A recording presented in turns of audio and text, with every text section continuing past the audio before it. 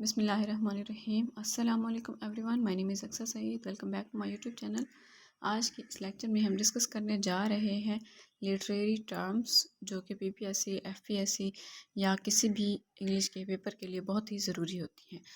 तो ये जो लिटरेरी टर्म्स हैं ये बहुत ही इंपॉर्टेंट है और इंटरेस्टिंग है। काइंडली आप वीडियो को स्टार्ट से लेकर एंड तक ज़रूर देखिएगा, स्किप नहीं करना क्योंकि ये बहुत ही इंपॉर्टेंट और इंटरेस्टिंग वीडियो है। और जो लोग चैनल पर न्यू हैं चैनल को सब्सक्राइब करें, वीडियो को लाइक करें और शेयर करें। तो हम चलते हैं अपने टॉपिक की तरफ। आज हम डिस्कस करने जा रहे हैं लिटरेरी टर्म्स या फिर फिगरेटिव लैंग्वेज जिसे आप कह सकते हैं। सबसे पहला फर्स्ट वन है हमारे पास पॉइंट ऑफ व्यू। कि पॉइंट ऑफ व्यू क्या होता है? पॉइंट ऑफ व्यू बेसिकली होता है ये वेंटेज point from which a story is told, कि वो वाला पॉइंट जहाँ से स्टोरी बताई जाए। जैसा कि फर्स्ट पर्सन भी हो सकता है, वो सेकंड पर्सन भी हो सकता है, वो third person point of view भी हो सकता है। अब बात यह है कि first person point of view क्या होता है। वैसे बेसिकली ये प्रोनाउन पे बेस करते हैं।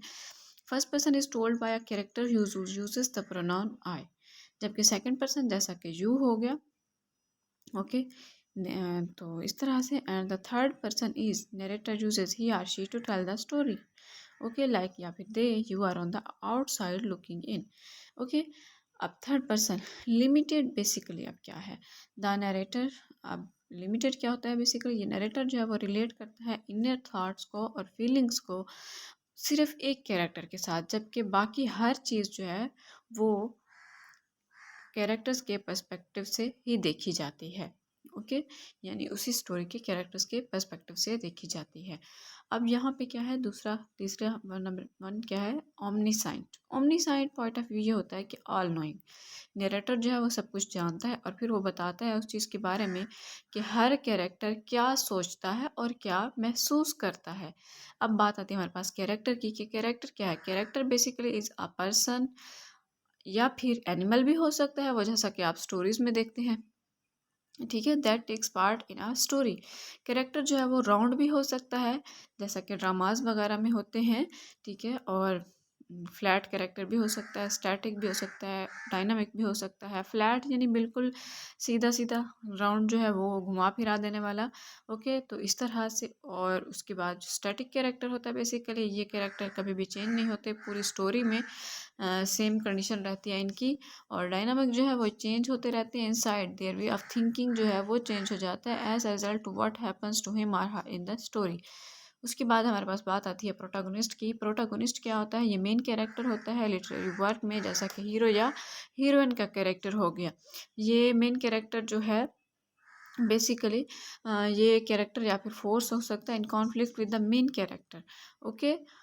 Sorry, antagonist. एंटागोनिस्ट बेसिकली ये विलन होता है। ये कैरेक्टर या फिर वो फोर्स होती है जो जिसका कॉन्फ्लिक्ट होता है मेन कैरेक्टर प्रोटोगोनिस्ट के साथ।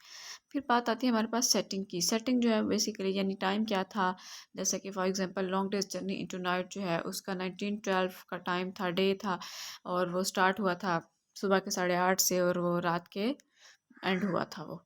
तो यानी इस तरह से, यानी क्या टाइम क्या था, सेटिंग क्या थी, जगह कौन सी थी, place of the action in a story.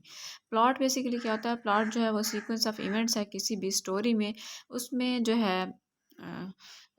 Exposition आता है, राइजिंग एक्शन आता है, फॉलिंग एक्शन आता है, डिन्यूमेंट आता है, ठीक है, फेरी टेक्स पिरामिड है ये अल्हम्दुलिल्लाह। उसके बाद बात आती है हमारे पास थीम की। देखिए थीम क्या है? थीम बेसिकली सेंट्रल मैसेज है किसी भी लिटरेरी वर्क में। फिगरेटिव लैंग्वेज की अगर हम अब बात करें तो ये राइटिंग या फिर speech not meant to be taken literally, यानी हकीकत में मतलब कुछ और जो है बात कुछ और लग रही होती है। जैसा कि फॉर एग्जांपल सिमिली हो गया, पर्सोनिफिकेशन हो गया, मेटाफर हो गया। मेटाफर क्या है? ये कंपैरिजन होता है दो डिफरेंट चीज़ों का जिसमें हम लाइक या फिर एज यूज़ नहीं करते, ओके, और हम डायरेक्ट कंपैरिजन करते हैं, may as one thing and mean another. जैसा कि फॉर एग्जांपल कोई कहती है, जैसे कोई अगर हम कहते हैं ना वो बहुत ही वो लायन है, यानी वो बहादुर है, ठीक है ना।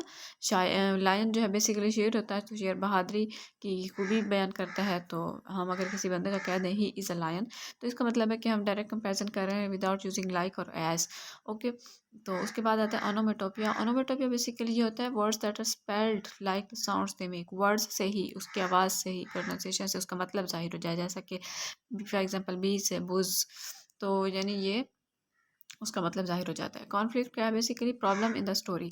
कॉन्फ्लिक्ट इंटरनल कॉन्फ्लिक्ट भी हो सकता है, एक्सटर्नल कॉन्फ्लिक्ट भी हो सकते हैं। इंटरनल कॉन्फ्लिक्ट जो है वो होता है कैरेक्टर के माइंड में, यानी उसके दिल और दिमाग में चल रहा होता है। एक्सटर्नल कॉन्फ्लिक्ट वो होता है जो विद एन आउटसाइड फोर्स, जो बाहर के किसी के साथ हो।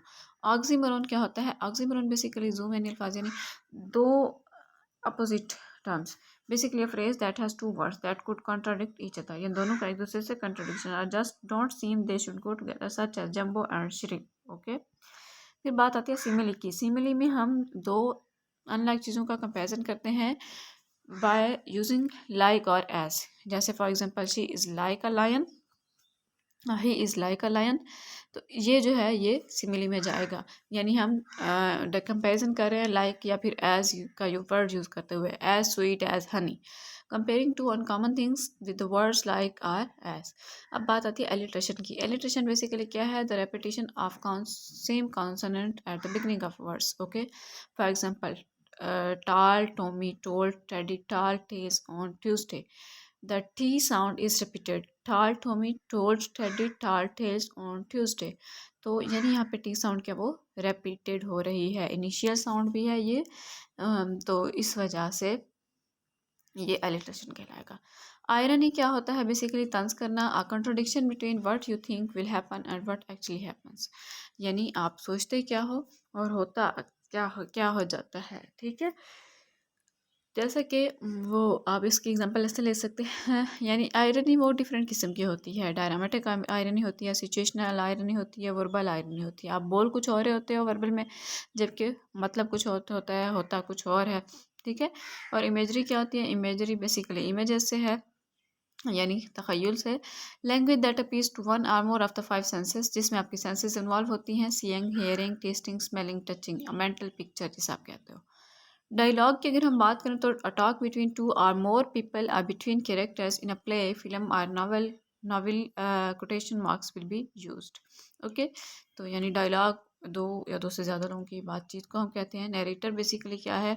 A person a character who tells a story. Climax क्या होता है? The top of critics pyramid, the highest point of interest और सस्पेंस, यानी किसी भी चीज़ का इंटरेस्ट या फिर सस्पेंस का highest point of view point जो होता है वो क्लाइमैक्स कहलाता है। डायरेक्ट कैरेक्टराइजेशन क्या है? The narrator or a character in the story tells us what we need to know about a character, कि हमें क्या चीज़ जानने की ज़रूरत है।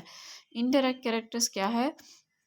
कि हम फाइंड करें about characters indirectly through thoughts, comments और actions of the characters. Flashback क्या है? When the current action is stopped and you look back to an earlier time in the story. जैसे कि आप नॉवेल्स में, स्टोरीज में, dramas में देख रहे होते हैं कि हो कुछ और रहा होता है, जबकि वो कैरेक्टर्स कुछ और सोचने लग जाते हैं, पिछले फ्लैशबैक्स दिखाए जा रहे होते हैं उनके ख्यालात। फॉर शेडोइंग क्या है? जब राइटर प्रोवाइड करता है कुछ हिंट्स फ्यूचर के बारे में, जो कि फ्यूचर सजेस्ट करे, इसका मतलब है it creates suspense for words to come, कि आगे क्या होने वाला है। तो इससे जो सस्पेंस होना है, ये सब क्या है? वो फोर शेडोइंग कहलाता है। पर्सोनिफिकेशन क्या है? बेसिकली कि नॉन ह्यूमन ऑब्जेक्ट्स, चीज़ों को जो है इनएनिमेट ऑब्जेक्ट्स को एनिमेट की कैरेक्टरिस्टिक्स दे देना, यानी इंसानों की characteristic, human characteristics, human traits to non human characters.